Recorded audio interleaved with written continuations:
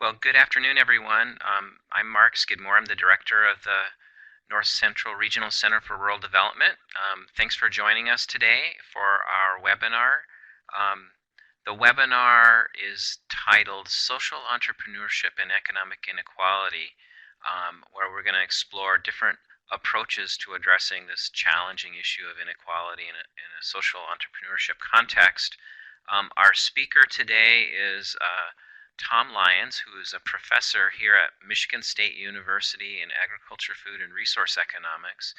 He is also the director of the MSU Product Center, and he teaches courses in entrepreneurship. He mentors doctoral students, and he conducts research on topics such as entrepreneurship and regional food networks, coordination of wealth building and value chains, and assessment and development of entrepreneurship skills. So what I'd like to do is turn it over to Tom. Tom, thanks again for being with us and sharing some of these ideas. Thank you, Mark. Good afternoon, everyone. When Mark invited me to make this webinar presentation on social entrepreneurship, I was frankly thrilled because social entrepreneurship is a topic that I love to think, write, and talk about, and have felt that way for the past decade. And so this is truly a terrific opportunity to have some time to spend with you this afternoon to talk about this subject. I think what I'd like to do this afternoon, with your indulgence, is to begin by talking a little bit about what social entrepreneurship is, and then move from there to talk a little bit about why social entrepreneurship is well positioned or uniquely qualified to be a strategy to help us in dealing with some of our most pressing social and environmental problems, what some people call wicked social problems. I'll then talk a little bit about one of those wicked social problems, economic inequality, and I would argue it may be our biggest and most wicked of the wicked problems because it has spawned some others as well. And I want to talk a little bit about my thoughts relative to using entrepreneurship, and particularly social entrepreneurship, as a strategy for helping us to mitigate economic inequality.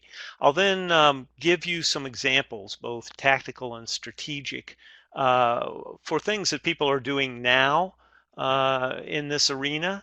And then I'll finish up by trying to make the case that while all these things are great, they're terrific steps along a productive path, that they're not enough actually to transform our economy and help us to truly deal with this problem. And I'll talk a little bit about some of my thoughts on what might help to improve upon that. So with that, let me talk a little bit about what social entrepreneurship is. And social entrepreneurship as a field, by the way, is very young. It really only started back in 1998 with a white paper by J. Gregory Dees. So maybe 15 to 20 years old. And for that reason, there's not a lot of agreement out there right now on exactly what constitutes social entrepreneurship. But I do think that we can agree on a couple of things. One is that at its essence, social entrepreneurship is about using the mindset, tools, techniques, and processes of commercial or business entrepreneurship to pursue a social or environmental mission. So it's about taking the thinking and acting of entrepreneurs and applying that to the pursuit of something social, a social good. The other thing that I think we can safely say is that social entrepreneurship is about using markets to solve social and environmental problems. So we're not talking about the overthrow of capitalism here. As a matter of fact, we're talking about responsible capitalism, where we are using the markets or trying to perfect imperfect markets in order to address our most pressing social and environmental problems. Now, in our society, we have relied heavily upon two of the major pillars with regard to institutions for solving our problems, and that being government and business, of the private sector. Unfortunately, a lot of these wicked problems are problems that have been with us for decades, if not centuries, and they never seem to be truly solved. And so the question arises, well, why can't government and business help us solve these problems? And I'd submit to you that there are several reasons for that. When talking about government, government often lacks the political will to sustain support for addressing the problems. And this can be due to ideological warfare, it can be due to term limits, it can be due to leaders who come into office and they want to put their stamp on things. All of this tends to mitigate against being able to maintain or sustain the continuity that you need to solve these particularly difficult problems. Government is, of course, resource constrained, and also it tends to function transactionally. In other words, in terms of arm's length, short-term interactions, projects, programs, etc. And transactions are not transformational. You'll never get a transformation by using a transaction, and even piling transactions one upon another will not make that happen.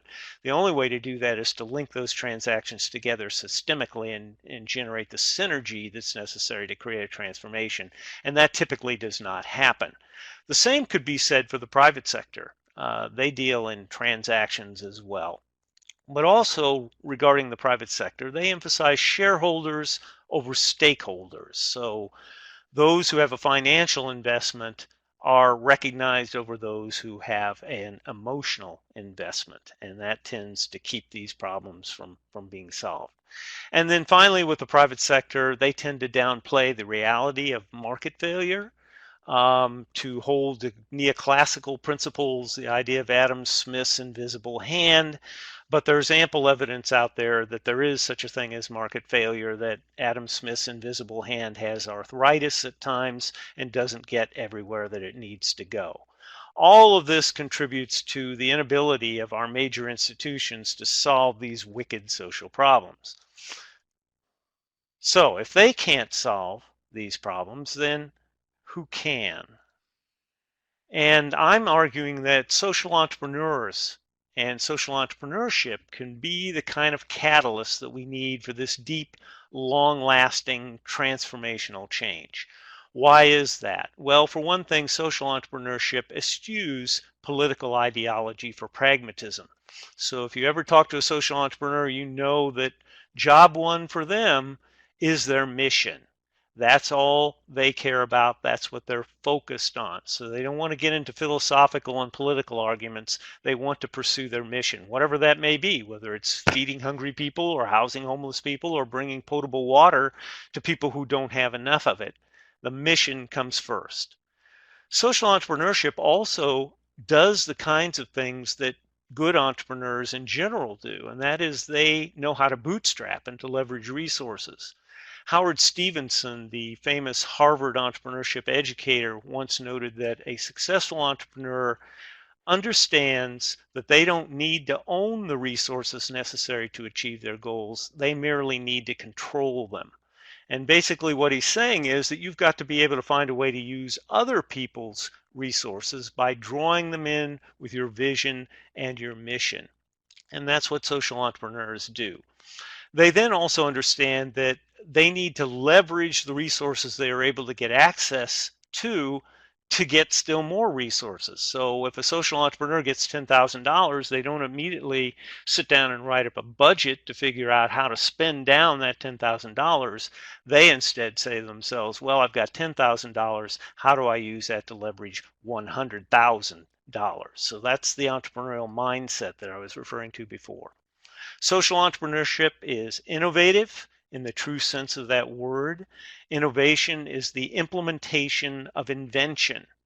So a social entrepreneur may not invent a social product, but the social entrepreneur is the one who figures out how to get that product that perhaps someone else invented to the market or markets that need it. So we often conflate creativity and innovation. They are not the same thing, despite the fact that they are part of the same process. Creation is invention. Innovation is taking that invention to the markets that need it. And when you do that, you can actually transform that market. Social entrepreneurship also perfects markets without destroying them. Social entrepreneurs understand markets and how to work with them. They particularly understand the market in which they are operating. And so they're careful. They understand the delicacy that's necessary to work to perfect that market without destroying the very thing that you're trying to perfect. Social entrepreneurship benefits all stakeholders, including shareholders. It brings social goods to markets in need. This is the idea of true innovation. And then this last bullet point I think is extremely important. Entrepreneurship is about wealth creation. Now, I know for some people wealth is a four-letter word, but I would argue that it's not a four-letter word if everybody has access to the opportunity to create it. That's what entrepreneurs do. And whether they're commercial entrepreneurs or social entrepreneurs, they're creating some kind of wealth. Commercial entrepreneurs, we think of that automatically as financial wealth. Social entrepreneurs can create financial wealth as well, but they can create other kinds of wealth. If you're familiar with the Ford Foundation's work in the wealth creating arena, they identified 8 forms of capital, including things like intellectual capital, social capital, cultural capital, capital of the natural environment, capital of the built environment, and so on and so forth. All of those are forms of wealth that social entrepreneurs and commercial entrepreneurs can create. And that can be wealth for individuals, wealth for families, and wealth for the community as a whole. Now, drilling down to this particular wicked problem of economic inequality, how can we use entrepreneurship to foster responsible capitalism? How can we address economic inequality through entrepreneurship? Well, when I think about this, I think about it on 2 levels. I think about the efforts of individual commercial or business entrepreneurs and individual social entrepreneurs working in their communities, and particularly in communities of needs. These are our wealth builders in society. No matter what kind of wealth they're building, they are the people who are building wealth, and we need them to continue to do that. And we need more of those kinds of efforts. So the level of the individual entrepreneur is one level to think about, but the other level to think about is the level of the intermediary, the social entrepreneurial intermediary, what some people call entrepreneurship support organizations or ESOs, who support the work of these individual entrepreneurs. What we need to do is combine these things and manage them in a systematic, and strategic way. And that's how we can use entrepreneurship to help us address economic inequality, because that will allow us to generate the synergy necessary to truly change things in the long term. Now, I'd like to take each of these levels individually for a moment. And I want to start with the individual commercial and social entrepreneur and the work that they do. Now, there's a lot to say about supporting that kind of work and how we should think about it, but I'm going to focus on 2 key points here. One of them is that we need to think about this kind of entrepreneurship that individuals undertake in terms of both innovation and a goal of growth.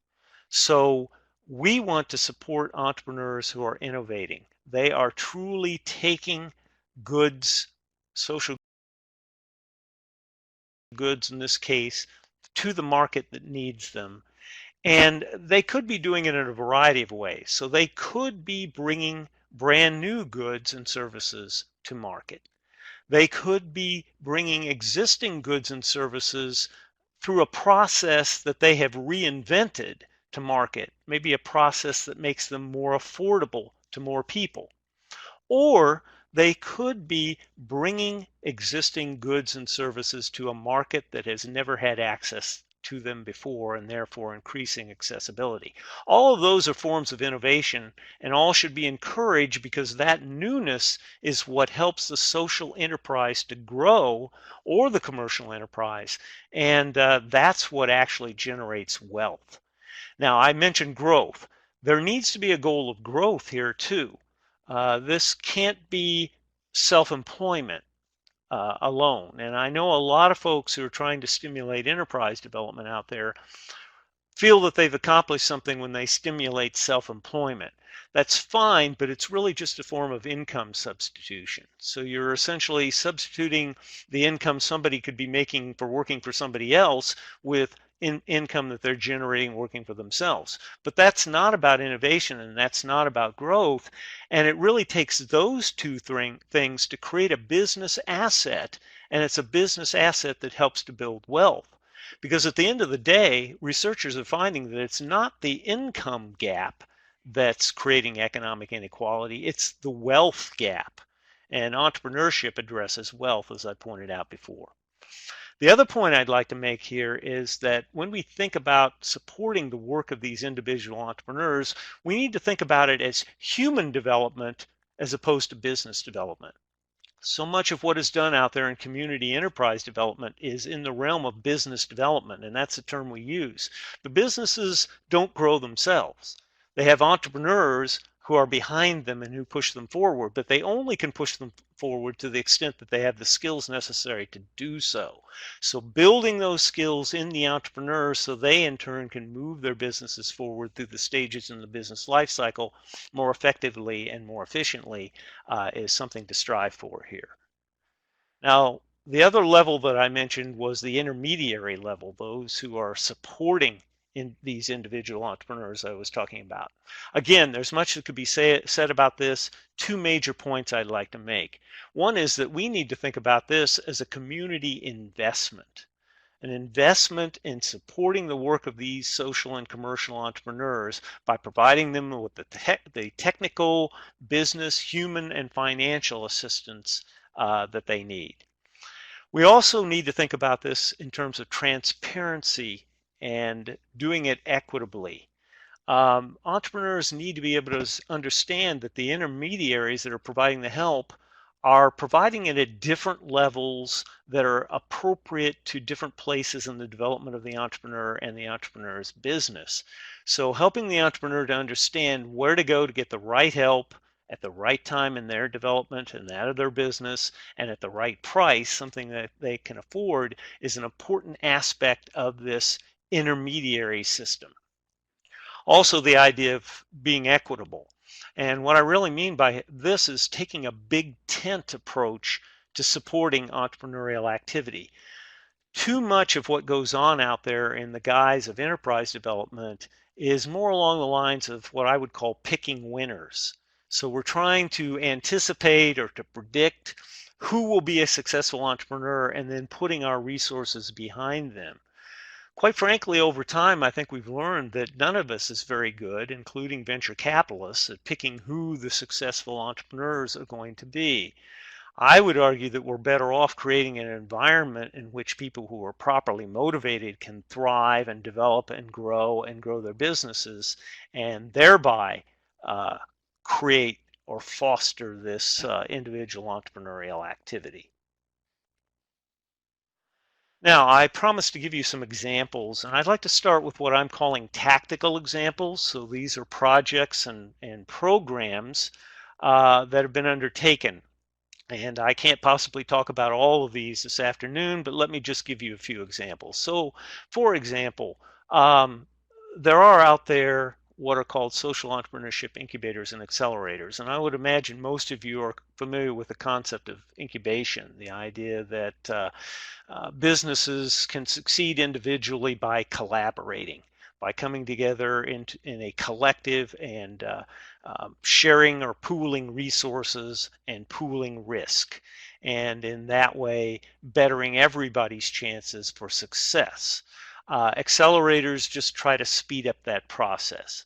Some social entrepreneurship incubators and accelerators out there that have a very good reputation for the work that they do include the Center for Social Innovation, which started in Toronto and then opened a branch in New York City, the Propeller Incubator in New Orleans, and Panzen Z in Chicago. And I would encourage you to look those up to find out more about the kinds of things that they do.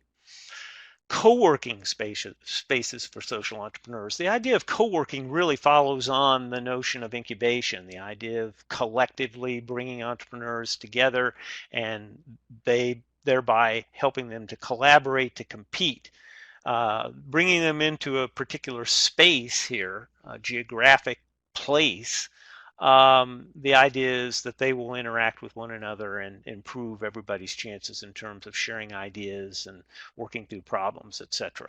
Examples of that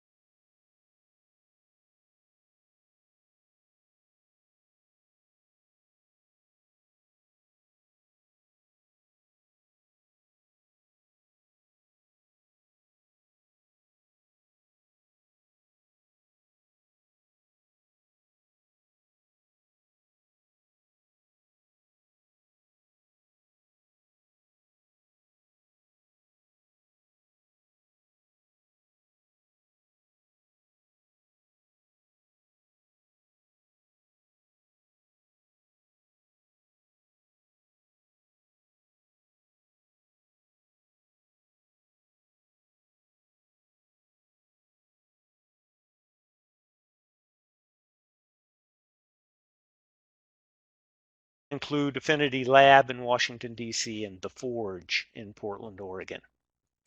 Social entrepreneur networks, not quite as specifically place-based, although they're place-based in terms of community.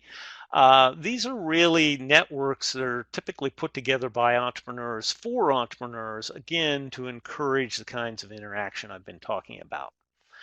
And then the idea of impact investment, which is a fairly new idea, the idea that there are people out there with money who they want to invest, but they don't just want financial return on investment. They're open to social return on investment, on having social impact. They tend to fall into two categories. One is what's called finance first, and finance first impact investors, as the name implies, are most interested in the financial return on investment, but yes, they would like some social return on investment as well. The other group is called impact first, and they're really more interested in the social return on investment, and the financial return is either tangential or non-existent. And social venture philanthropists fall into this latter category. They're using the tools and techniques of venture capital, but applying it to the pursuit of social mission. An example of this is Ashoka, which is headquartered in the Washington, D.C. area, but has a global reach. More locally, the Austin Social Venture Partners in Austin, Texas, that serves that city and the surrounding hill country in a more localized way. So these are tactical examples, and tactics are great, although they really only put a small dent in what we're trying to do relative to economic inequality. Better still to be strategic. As John Bryson has pointed out, a strategy can be thought of as a pattern of tactics, as bringing some of these things together and applying them strategically to the solution of the problem at hand. I'm going to offer you three strategic examples: Competition Thrive in New York City, Westside Business Accelerator in Chicago, and my own program here at Michigan State University, the MSU Product Center Food Ag Bio, which serves all of the state of Michigan. Let me take these one at a time, and I'll start with Competition Thrive. Competition Thrive was a 3-year pilot program that was initiated by the New York City Economic Development Corporation. And NYC EDC put together a partnership with a couple of partners. One was Deutsche Bank Americas Foundation, which was the financial partner. And then the other was the Field Center for Entrepreneurship at Baruch College of the City University of New York, which was the technical partner, bringing the technical expertise of entrepreneurship to this endeavor. The social mission of Competition Thrive was to foster entrepreneurship among immigrant populations in the 5 boroughs of New York, most of them low income. But rather than doing this by investing directly in those immigrant entrepreneurs, the city decided they wanted to invest in community-based organizations, in encouraging them to think and act more like social entrepreneurs. And in particular, they wanted to encourage innovation. So they decided to set this up as a business plan competition. And it worked something like this. Every year, over the 3-year period, a call for proposals was put out for innovative projects on the part of CBOs that worked with immigrant entrepreneurs in how they delivered their services to their immigrant entrepreneur clients. Every year, about 40 proposals for innovation were presented, and the city put together a very diverse panel of judges to review those 40 and select 5 finalists. Each of these 5 finalists got $25,000 and 6 months to pilot their innovation, learn from it, and then build that into a business plan for scaling their activities up. Along the way, during that 6-month time period, they worked with faculty and staff at Baruch College in the Field Center for Entrepreneurship, who served as counselors and coaches to them as they rolled out their pilot and as they analyzed it and put together the business plan. At the end of the 6-month period, the judges would meet. They would receive the business plans. Each finalist would make an elevator pitch, and then the judges would pick a winner, and that winner would receive $100,000 to move their innovation forward. There's not enough time here to really talk about details, but a post-program study showed truly impressive results, not only in terms of the success of the immigrant entrepreneurs that were being helped by these organizations, but also the success of these organizations transforming themselves into more efficient and effective operations. I know I was involved in this as a faculty person at Baruch College at the time, and I remember during one of the pilot years, one of the finalists coming up to me after it was all over and saying, I feel like I just got a mini MBA. So it got people thinking in a very different way about how they could better help the people that they were trying to serve. The second example I want to give is the West Side Business Accelerator. That was a project undertaken by Bethel New Life. Bethel New Life is a community-based organization that serves Chicago's largely minority, low-income West Side. If you're familiar with Chicago, that's the Austin community by and large. The social mission of Bethel New Life is to foster positive change by creating jobs and connecting residents to these jobs, thereby reducing poverty. But what Bethel New Life learned over time was that this really wasn't enough. And this comes back to the point I made earlier about how creating jobs and creating income isn't really the end issue when it comes to mitigating economic inequality, that it's really more about wealth and the wealth differential and trying to shrink the wealth gap. So Bethel New Life decided that it needed a new program, the West Side Business Accelerator, that would focus on wealth creation by helping local entrepreneurs to grow businesses that could reach markets outside of the Austin community and outside of Chicago so that they could truly grow and expand, become business assets, and generate wealth. And so principally what they're providing through the accelerator is financing for growth and also market help in identifying markets that the companies could reach outside their base of operations. This is a very new program. There's not a lot to report in terms of impacts right now, but I do know that the University of Phoenix in Chicago is providing impact assessment assistance to that project. The third and final strategic example I want to give you is the MSU Product Center. The MSU Product Center is housed within an academic department called the Department of Agricultural, Food, and Resource Economics within the College of Agriculture and Natural Resources at Michigan State University, which you probably know is a large public land grant institution. The MSU Product Center is truly entrepreneurial in the sense that it understands the idea of bootstrapping and leverage. And therefore, we're out there making a lot of partnerships, trying to attract a lot of partners to our vision and our mission so that they will help us by contributing their resources toward the goals that we're trying to achieve. Some of our partners include the ones I've listed here. The Michigan State University Extension is our biggest financing partner, MSU Ag Bio Research, Michigan Department of Agriculture and Rural Development, Michigan Economic Development Corporation, and so on. And there are many more that there wasn't space to mention. We're always working on both building new partnerships and maintaining the ones that we have. Our mission is essentially accelerating innovation and growth for Michigan business, industry, and entrepreneurs in the food, agriculture, and biomanufacturing sectors of the Michigan economy. Now, on its surface, that just sounds like an economic development mission and not necessarily a social mission. But it's really the way in which we do this. We take a big tent approach. Anybody who's motivated, any entrepreneur in these sectors who's motivated properly to work with us, we will take in and give them the opportunity to succeed. And that's allowed us to reach a lot of people who aren't otherwise helped by more traditional enterprise development programs.